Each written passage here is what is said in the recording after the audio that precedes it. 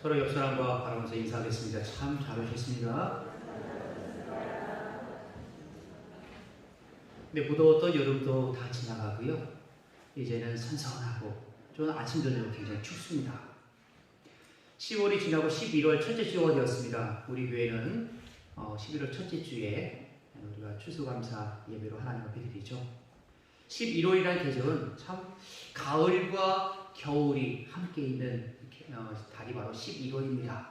산마다 고운 단풍으로 우거져 있고, 그리고 지나가다 보면 우수수 떨어지죠. 야, 정말 이렇게 가을이구나 라는 생각을 갖게 합니다. 누구는 그것을 쓸어야 되는 그런 어려움도 있겠지만, 그러나 그것은 뒤로 뒷전으로 하고 하나님께서 우리에게 지으신 이 자연이 참 너무 아름답다라는 생각을 하면서 살아가는 계절이 바로 지금입니다. 이 아름다운 계절에 하나님께서 우리에게 추수감사 예배를 드리도록 하셨고요. 오늘 이 추수감사 예배를 통하여서 하나님께서 과연 우리에게 주시는 복은 어떠한 복일까? 세상이 말하는 복과 하나님께서 우리에게 주시는 복은 반드시 다르다는 것입니다. 그래서 오늘 본 말씀 중심으로 세 가지만 살펴보도록 하겠습니다. 첫 번째는요, 하나님께서 우리에게 주신 복은 화목의 복입니다. 다윗은 성전에 올라가는 노래에서 이렇게 고백합니다. 형제가 연합하여 동거함이 어찌 그리 선하고 아름다운가. 이 형제는 바로 눈에 보이는 형제도 되겠지만 그 당시 시대적인 배경을 보면은 이스라엘 백성이 전쟁에서 블레셋과의 전쟁이 있었습니다. 거기서 법궤를 빼앗기고 말죠. 그래서 법궤가 블레셋의 여러 도시를 다니다가 이스라엘 땅으로 넘어옵니다. 그것을 아비나답의 집, 거기서 20여 년 동안 그렇게 방치하고 있다가 그 후에 다윗이 왕이 된 다음에 하나님의 법궤를 안치를 하는 그 안치하고 난 다음에 고백한 것이 바로 시편 133편이에요. 그래서 여기서 말하는 형제는 집에 있는 형제 자매가 아니라 이스라엘 민족 공동체라는 것입니다. 이스라엘 민족 공동체가 이제는 하나님의 법궤가 안치되었고 예배가 회복되었으니 이제는 모든 민족이 같이 한마음 한뜻으로 하나님 앞에 나아가고 또 하나님께서 주시는 은혜를 경험하는 그것을 통하여서 고백한 것, 바로 형제가 연합하여 동거함이 어찌 그리 선하고 아름다운가. 예배가 회복되어지고 신앙이 회복되지는 그 자리 가운데 고백된 것이 바로 시편 133편 1절의 말씀인 것입니다. 솔로몬은 화목에 대한 그것을 강조하는데요. 오늘 1절 말씀 보겠습니다. 함께 봉독합니다. 시작. 마른 떡 한 조각만 있고도 화목하는 것이 제육이 집에 가득하고도 다투는 것보다 나으니라. 이 마른 떡 한 조각, 그것은 보니까는 그것이 부풀리지 않고 그 만든 아주 딱딱한 그 빵이고 쿠션이 없는 빵입니다. 그것을 말렸다가 대신 술이나 물에 찍어서 먹는 그런 빵이죠. 이 그런 빵, 그런 떡이 한 조각만 있다는 거예요. 그 집이 얼마나 가난하겠습니까? 한 조각밖에 없으니까 그걸 가지고 끼니도 때우기가 어려울 지경에 있는 가정이 바로 마른 떡 한 조각만 있는 가정이에요. 그런데 뒤에 보니까 그 집은 굉장히 화목해요. 반대로 제육이 집에 가득하고도, 예전 번역에는 육선이 가득하였다. 산의 진미가 가득한 거예요. 그 집은 항상 잔치집같이 많아요. 그런데 만나면 싸워요. 그 집이 얼마나 그 가정이 행복하겠습니까? 그래서 아무것도 없이 그 생활이 좀 어려운 가정이라 할지라도 비록 많은 것을 소유하고 있고 잘 살고 그게 또 생활이 넉넉하여도 싸우는 집보다 더 낫다. 솔로몬의 고백이에요. 이것이 하나님께서 우리에게 주신 화목의 복이라는 거예요. 만약에 돈이 많은 집만 화목하고 행복하다라고 하면 그 얼마나 불공평하겠습니까? 돈 없으면 불행해야 되고 돈 없으면 싸워야 되고 돈 없으면 화목하지도 못하고 이것은 바로 하나님의 방법이 아니라는 거예요. 하나님의 방법은 비록 소유가 적고 가지고 있는 것이 적을지언정 화목하게 지내는 것. 그것이 하나님께서 우리에게 주신 복 중에 하나라는 것입니다. 지난달 29일에 그 인터넷 신문에 하나가 난 걸 보았습니다. 경영권 분쟁, 한국타이어가 형제 내달 20일 법원에서 마주친다. 이 한국타이어 여러분 아시죠? 한국타이어가 이름을 바꿨어요. 한국 테크놀로지 그룹입니다. 이 한국타이어의 창업주는 바로 조양래 회장인데요. 이 조양래 회장이 돌아가신 다음에 이 재산에 이 경영권 분쟁이 생긴 거예요. 거기는 이제 아들들 딸 둘인데요. 지분을 각각 나눠줬는데 첫째 그 아들이니까 좀 많이 준 것 같아요. 그 아들이 바로 조현식 부회장이에요. 저기 나오는 파란색 입고 있는 사람이 저 두 형제 중에서 좀 나이가 좀 있는 부회장이죠. 그리고 조현범 사장은 막내뻘 되는데 저 사람은 그 지분이 좀 적었어요. 그랬는데 사장이 계열사 사장이에요. 그리고 부회장은 그룹의 총수의 부회장이고. 그러니까 형이 그렇게 하는 게 좀 맞겠죠. 그러다 보니까 아버지께서 돌아가셨어요. 근데 조현범 사장이 자기 돈을 아버지 집을 사버린 거예요. 아버지 지분이 약 24% 정도가 돼요. 여태껏 지분이 좀 적어서 뒷전에 밀려서 그냥 계열사 사장으로 하고 있었는데 지금 그 조현범 사장이 아버지 지분을 샀으니까 지분이 가장 많은 거예요. 지분이 가장 많기 때문에 자기가 경영을 할 수 있는 거죠. 그러니까 한국 테크놀로지 그룹의 회장이 되어서 경영을 하고 싶은 마음이 그 조현범 사장 마음과 있는 거죠. 자, 그런데 형이 부회장으로 있는데 동생이 이제 사장 계열사 사장으로 있다가 위에 올라와서 경영을 하려고 해요. 그런데 조현식 부회장이 법원에다가 한정후견 개시 심판을 청구했어요. 이것은 무엇이냐면 이 내용은 아버지가 평소에 살아 계실 때에 자기 지분을 팔아서 자녀들한테 물려주지 말고 사회에다 환원하라는 거예요. 그래서 공익재단에 기부하여서 그들로 하여금 수익 창출하고 거기서 쓰라라고 하는 것이 선실에 남겨진 말이었다는 거예요. 그것을 그 동생이 그것을 사서 자기가 소유했으니까 이것은 부당하다. 그래서 법원으로부터 판결을 받기 위해서 기다리고 있는 중입니다. 형은 자기가 만약에 그 아버지 지분이 사회공익재단으로 넘어가면 자기가 지분이 제일 많아요. 그렇기 때문에 자기가 회장이 될 수 있는 거거든요. 그런데 막내는 그렇지 않아요. 자기가 그걸 샀으니까 자기 거다. 서로 이제 경영권 다툼을 놓고 지금 이제 법원의 판결을 받고 있는 중입니다. 왜 이런 일이 발생할까요? 아니 형님이 하십시오. 아니 동생이 해. 계열사 사장하느라 얼마나 힘들었어. 그렇게 말하면 얼마나 좋겠습니까? 그러나 그렇지 않아요. 이 권력 다툼이라는 게 참 무서운 것 같습니다. 돈이 많으니까 이런 일이 생기는 거죠. 돈이 없으면 아예 저런 다툼도 없습니다. 결국 하나님께서 우리에게 주신 화목이라는 것, 바로 이러한 것이 하나님께서 우리에게 주신 분복이라는 것이죠. 재물이라는 것은 넉넉하면 좀 생활하기 좀 편리하고 좀 없으면 생활하기 조금 불편해요. 그것이죠.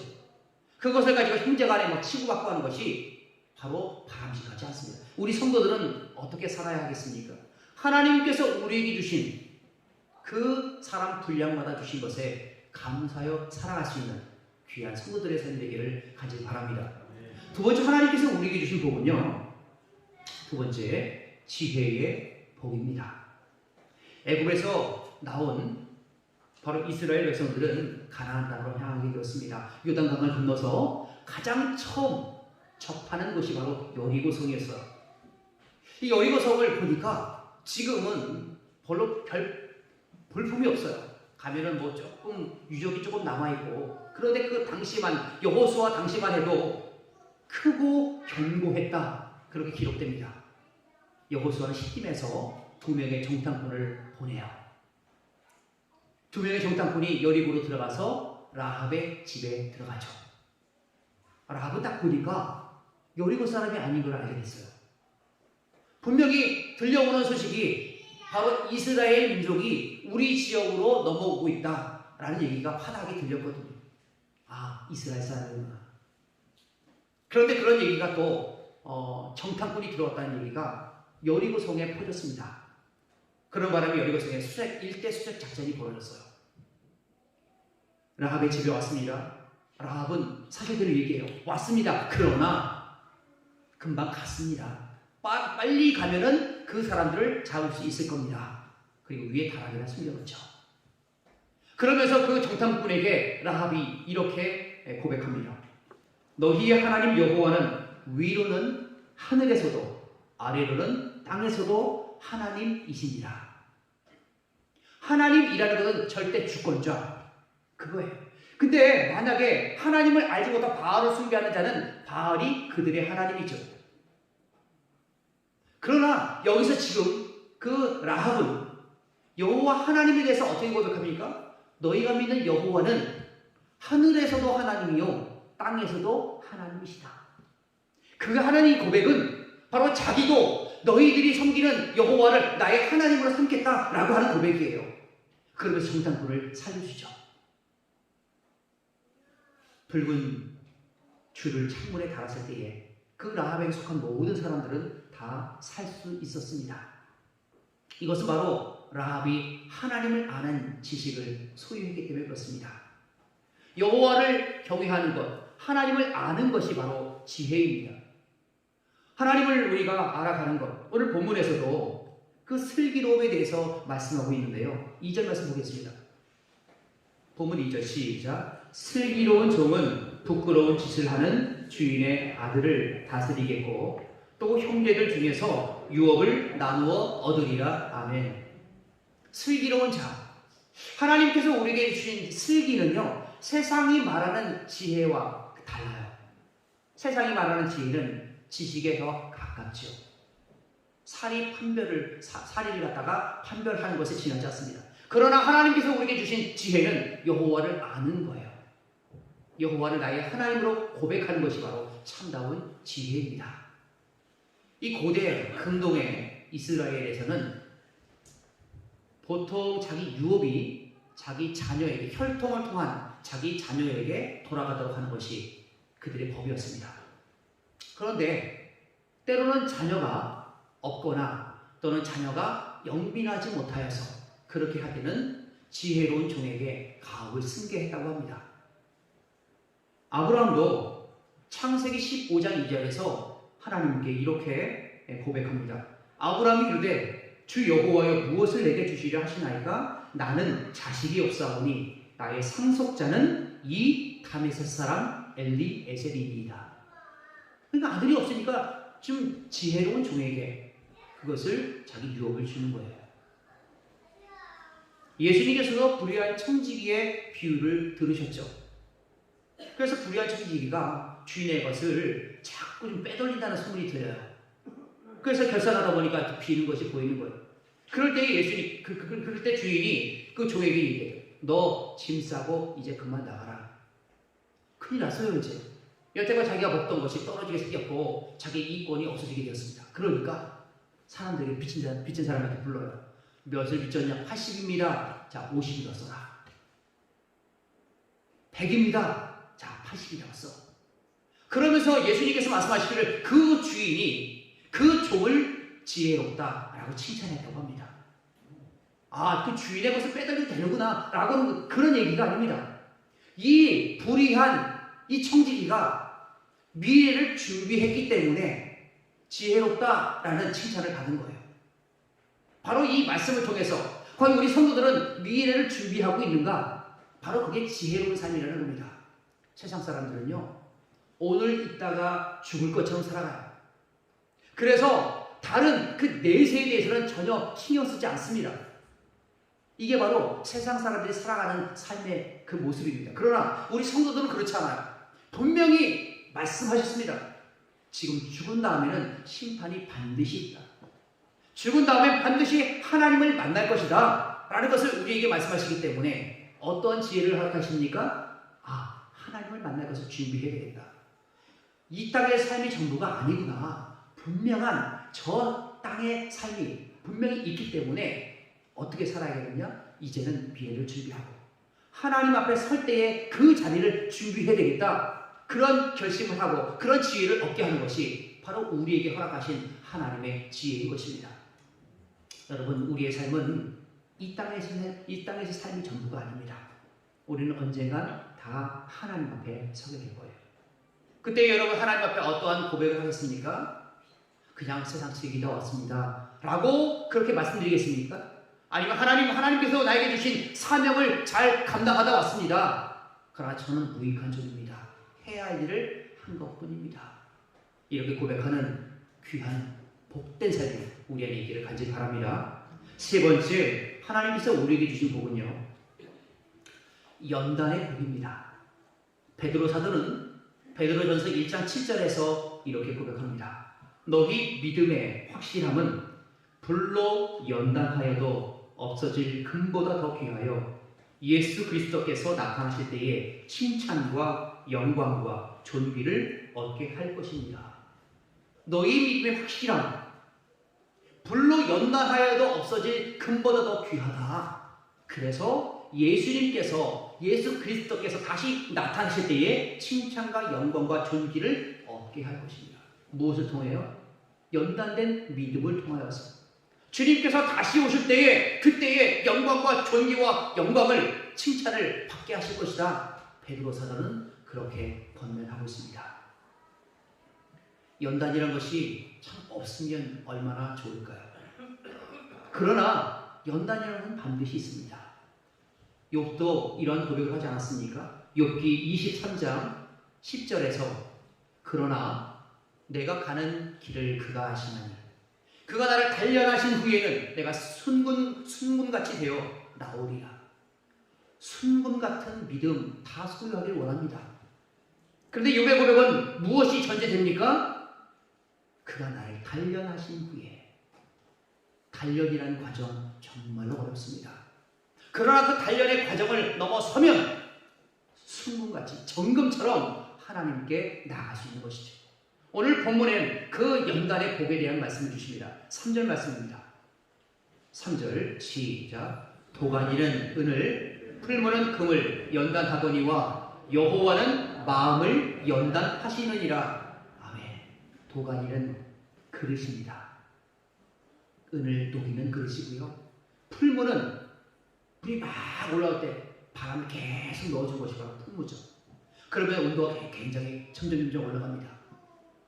그렇게 금과 은을 재련하기 위해서는 도가니도 필요하고 풀무도 필요하고 그 연단의 과정이 있습니다. 그러면 여호와 하나님은 우리를 어떻게 연단하실까요? 마음을 연단하신다는 거예요.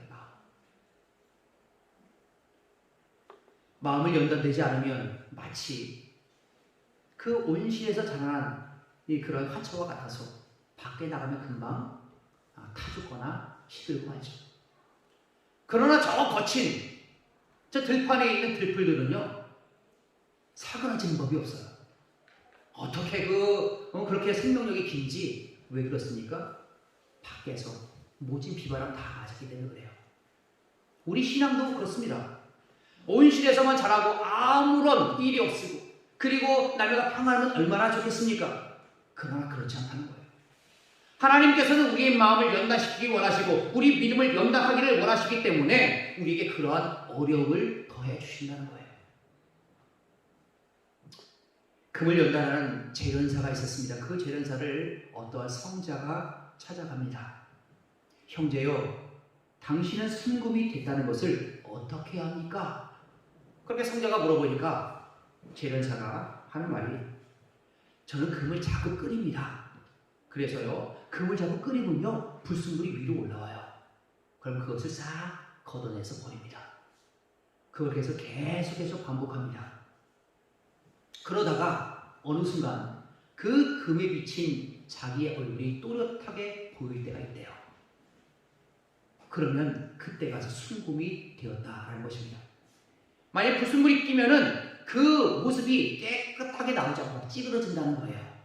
그럴 때 그것을 제거해버리고 또 끓이고 제거하고 또 끓이고 결국에 가서 자기 모습이 비춰진 자기 모습의 황금의 모습이 쫙 나올 때, 찌그러지지 않고 나올 때 그것이 바로 순금이다. 그렇게 제련사가 이야기했다고 합니다. 우리도 그렇죠. 우리 찌그러진 모습이 나올 때는 아직까지 우리 마음이 연단되지 않은 거예요. 인간적인 육적인 소욕이 올라오고요. 내 자아가 죽지 않고요. 이러면은 아직도 우리 안에 부수물이 있구나. 더 연단되어야 되는구나. 그렇게 생각하셔야 합니다. 그래서 이제는 나의 모습이 없어지고 이제 예수 그리스도의 모습이 나의 모습 가운데 나타날 때, 아, 이제서야 연단되었구나, 성숙됐구나 라고 우리가 생각할 수가 있는 것이죠. 성공회 평신도이며 나니아 연대기를 쓴 영국의 소설가가 있습니다. C.S. 루이스라고 하는 사람입니다. 그는 이렇게 얘기했다고 합니다. 왜 환란이 있는가?